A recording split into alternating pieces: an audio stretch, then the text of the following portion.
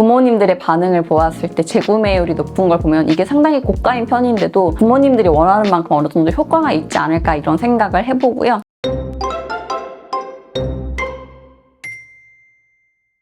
안녕하세요, 약사님. 안녕하세요. 오늘은 이제 어린이날을 맞이하여서 어린이들을 위한 영양소랑 영양 제품 같이 보려고 합니다. 어린이들도 영양제를 챙겨 먹어야 되나요? 그럼요. 이제 요즘에는 특히 이제 병원이나 약국 가면 뽀로로 이제 비타민 캔디 많이 주시잖아요. 주기적으로 아예 사서 집에서 주시는 분들도 계시고, 아기가 태어나기 전부터 어떤 영양제를 구비해야 될지 상담을 오시는 분들도 많아요. 그런데 저는 조금 사실 영양제에 보수적인 편이어서 가능하시면은 반드시 식사로다가 먼저 챙겨주시라고 얘기하는데, 그 식사에 대한 것부터 얘기를 해보려고 합니다. 어떻게 식사를 해야 영양소를 고루 섭취할 수가 있을까요? 성장기에 제대로 챙겨 먹는 것만큼 제일 중요한 게 없고, 부모 입장에서는 이 먹이는 게 진짜 일생의 과업이거든요. 이 시기에는 채소, 곡물, 유제품, 육류 이런 것들을 골고루 몇 끼 혹은 하루에 이제 좀 나누어서 모든 양을 좀 채워서 먹이는 게 골고루 먹이는 것의 정의라고 볼 수 있습니다. 그리고 이때 최대한 가공식품이나 당류 제품은 좀 피하는 게 좋고요. 아이의 컨디션에 따라서 갑자기 병에 걸려서 장염이 왔다든지 이런 거에 따라서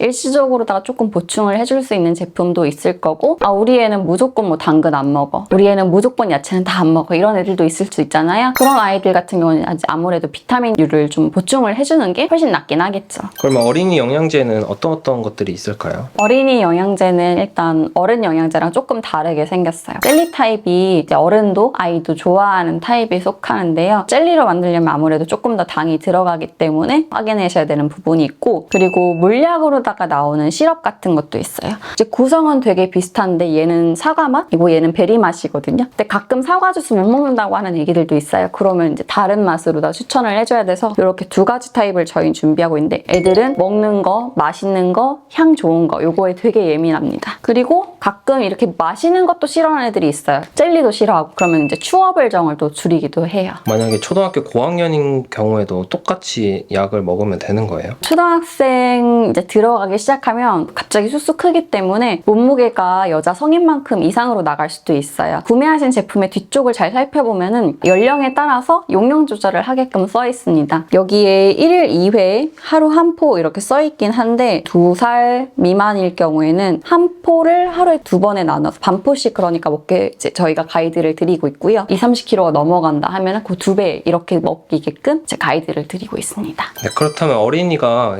반드시 먹으면 좋은 추천 영양 성분이 있을까요? 비타민이랑 무기질, 칼슘 이런 게 꼭 필요하고 성장기다 보니까 그렇고요. 그리고 가끔 철분이 없는 아이들이 있어요. 원래는 충분했던 아이들도 장염이 한번 걸리거나 하면은 이제 설사를 오랫동안 하면서 장 상태가 나빠져가지고 철분 흡수가 잘 안 되는 컨디션이 되거든요. 그럼 일시적으로 다 철분이 좀 부족해질 수 있어요. 이럴 때는 프로바이오틱스로다가 장 건강 채워주고 철분 부족하는 걸 좀 해결할 수 있거든요. 그때 이제 상황에 맞춰가지고 추가로다가 복용을 하는 것을 전 1차적으로 권장을 드리고, 유제품을 또 먹어줘야지 칼슘과 비타민 D를 충분히 섭취할 수 있는데, 만약에 아기가 치즈도 싫고 우유도 싫고 다 싫다 이러면은 어쩔 수 없이 조금 보충제로 가야 되기는 해요. 비타민 D는 이제 햇빛으로 합성하는 게 굉장히 큰 양이기 때문에 햇빛에 어느 정도 일정량 노출을 시켜주려고 노력을 하면서 영양제를 먹여야지 제대로 효과를 볼 수 있습니다. 근데 어린이 하면 또 이제 키에 대한 약들을 많이 먹으려고 할 거예요. 저도 어릴 때 노마나 텐텐을 많이 먹었거든요. 네네. 키에 좀 도움이 되는 약들이 있을까요? 키에 대해서 가장 1차적인 인자는 보통 유전이라고 보는데요. 유전으로다가 어느 정도 키가 클 수 있고 그보다 조금 더 클 수도 있고 조금 덜 클 수도 있잖아요. 사실 조금 덜 클까 봐 걱정하시는 마음이 저는 크다고 봐요. 성장기에 한창 영양소가 부족하지 않도록 채워주고 싶은 게 어른들의 마음인데, 비타민 D, 아연, 칼슘, 우유에 들어가는 성분들을 많이 채워주는 게 좋다고 저는 생각합니다.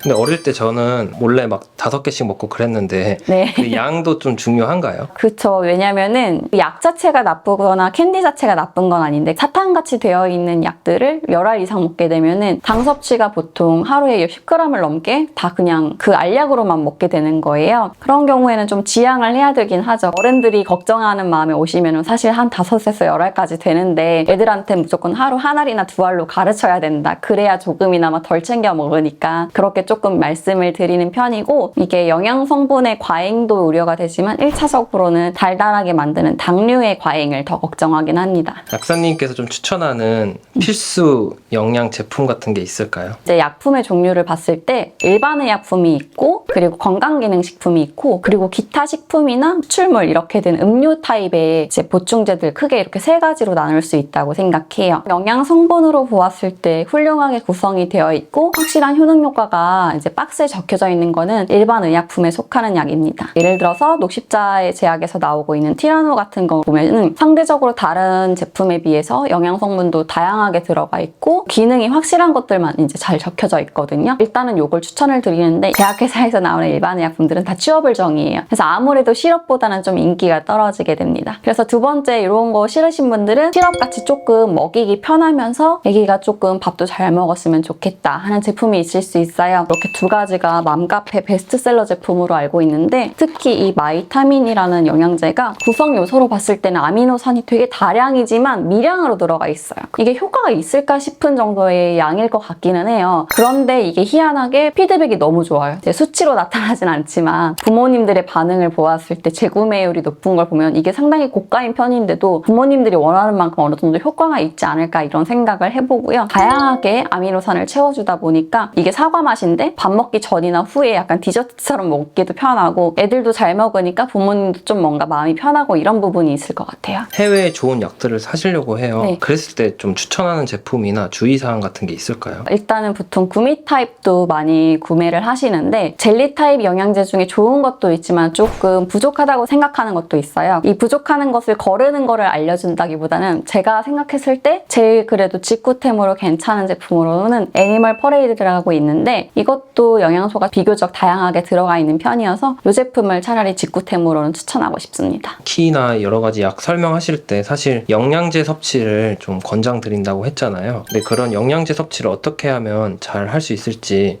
좀 알려주시면 좋을 것 같습니다. 감기가 잘 걸리고 뭔가 장염도 잘 걸리고 이럴 때는 아연이랑 철분 성분 그리고 프로바이오틱스 이렇게 세 가지까지 추천드리고요. 밤에 잘 깨고 에너지가 너무 넘치고 좀 산만하다 이럴 때는 미네랄이 조금 신경 안정 효과가 있어요. 그래서 성인한테도 마찬가지인데, 그러면 이제 아이들 야경증이나 이런 게 조금 가라앉지 않을까 이런 추측이 있어서 미네랄 제품도 추천을 드립니다. 그리고 아까 유제품을 너무 많이 먹게 되면은, 특히 생우유를 500ml 이상 먹게 되면은 배가 불러서 애들이 밥을 잘 안 먹을 수 있거든요. 밥을 너무 안 먹는 거에 걱정을 하시는 분들 같은 경우는 혹시 우리 애가 우유를 너무 많이 먹어서 그런 건 아닌지 한번 체크해 보시면 그것도 좋을 것 같고, 우유를 또 너무 많이 먹거나 치즈를 많이 먹는다고 해서 칼슘 과잉은 걱정을 할 필요가 없는데요. 칼슘을 영양제로 너무 과잉해서 먹게 되면 그거는 부작용이 있을 수 있습니다. 우유를 많이 안 먹는다고 칼슘제를 또 너무 많이 먹이는 거는 또 피해야 할 부분이긴 해요. 성장기에 있는 어린이들에게 좋은 음식이 있다면 어떤 게 있을까요? 애들은 그냥 뭐 제일 좋고 아니고를 떠나서 무조건 다 골고루 먹어야 되고, 이 골고루 먹이는 게 힘들죠. 그리고 애들이 안 먹을 수도 있고 막 그냥 피해서 도망 다니는 경우도 너무 많은데, 그때는 진짜 먹는 것만큼 중요한 게 없어요. 성장이 끝날 때까지는 무조건 제일 중요한 거고, 조금 장 건강에 안 좋은 경우는 먹어도 흡수가 잘 안 될 수 있어요. 장 건강에 안 좋은 경우에는 반드시 프로바이오틱스랑 다른 부족한 거 없는지 한번 체크해 보시는 게 좋습니다.